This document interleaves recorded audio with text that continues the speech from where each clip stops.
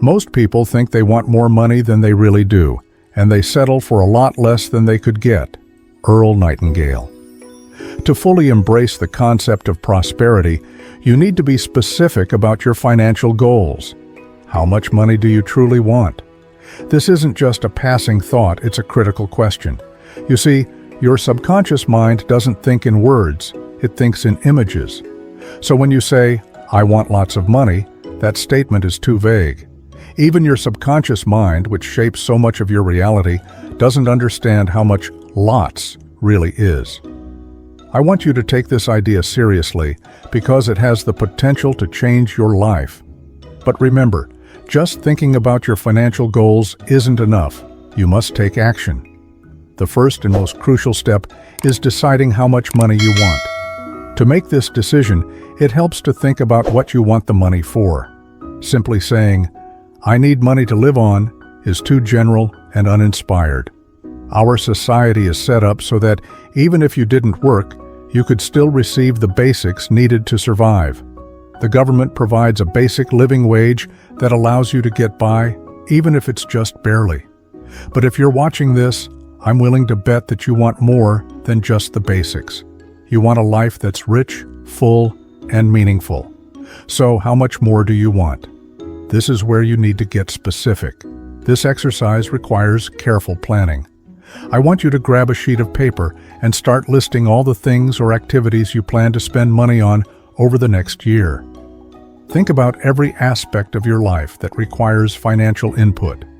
To get you started, here are some categories to consider: food, rent or mortgage, clothing, automobile and transportation, utilities, education, vacations, recreation and entertainment, insurance, savings, and investments.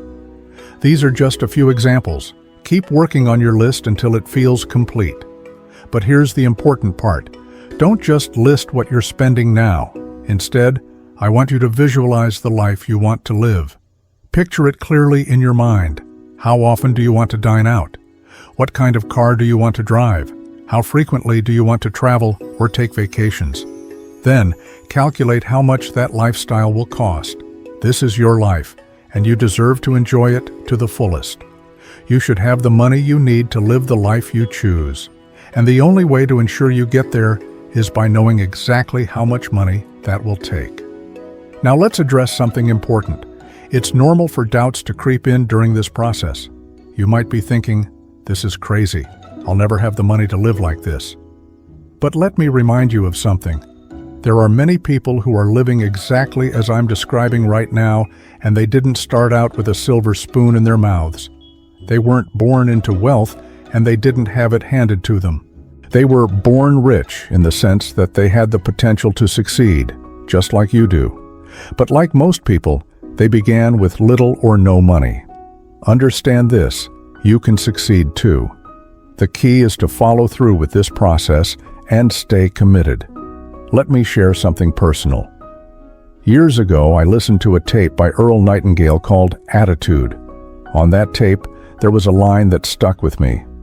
We tend to minimize the things we can do and the goals we can reach, while thinking others can achieve things we cannot.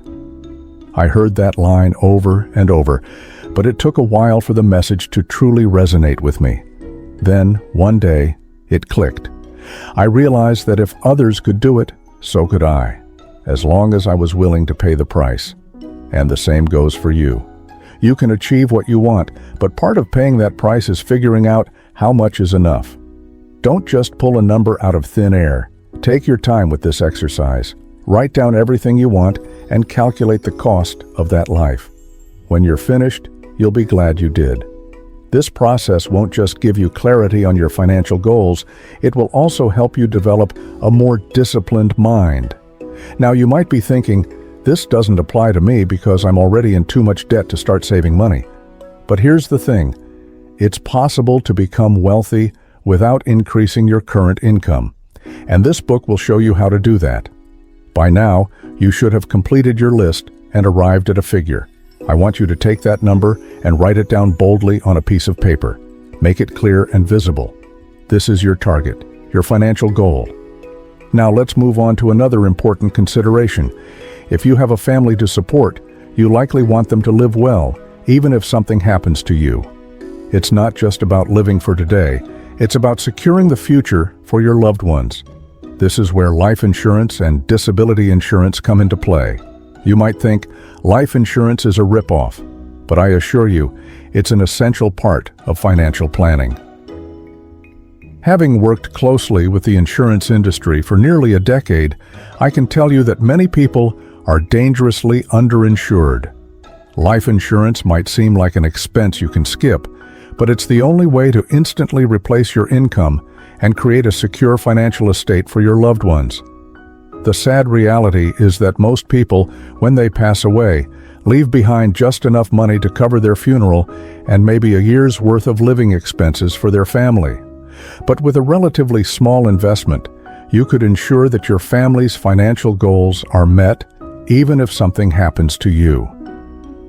Since this book is about helping you achieve substantial financial goals, it's important to understand that life insurance is a key component of a comprehensive financial plan. Remember, there are only two ways to earn money: by working yourself or by having your money work for you. So, what's your plan? How much is enough for you?